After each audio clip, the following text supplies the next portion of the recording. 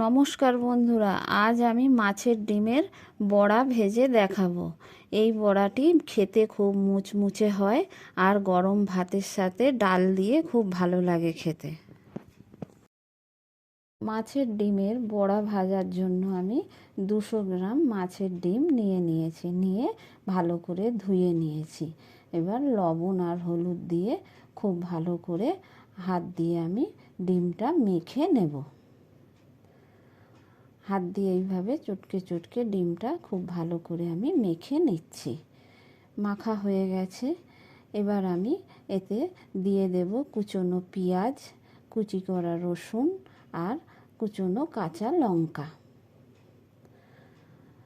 সবগুলো আমি এতে দিয়ে দিচ্ছি। পেঁয়াজগুলো দিয়ে দিলাম, রসুন কুচি দিয়ে দিয়েছি, লঙ্কা কুচি দিয়েছি আর একটু লবণও দিয়ে দিলাম, হলুদ দিয়ে দিলাম আর একটু বেসন দিয়ে দিয়েছি। দিয়ে ভালো করে আমি ডিমের সাথে মেখে নিচ্ছি। খুব ভালো করে হাত দিয়ে মেখে নিয়েছি।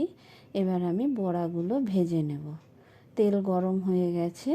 তেলের মধ্যে আমি ছোট ছোট করে হাত দিয়ে ছেড়ে দিচ্ছি বড়াগুলো। দিয়ে খুব ভালো করে আমি বড়াগুলো এপিট ওপিট উল্টে পাল্টে ভেজে নেব। আর বড়াগুলো ভাজতে হবে হালকা আঁচে। বেশি আঁচে ভাজতে গেলে বড়ার ভেতর কাঁচা থেকে যাবে, খেতে ভালো লাগবে না। তাই হালকা আঁচে আস্তে আস্তে ভেজে নিতে হবে লাল লাল করে। আর হালকা আঁচে ভাজলে বড়াগুলো খেতেও মুচমুচে হবে। বড়া ভাজা হয়ে গেছে, নামিয়ে নিয়েছি।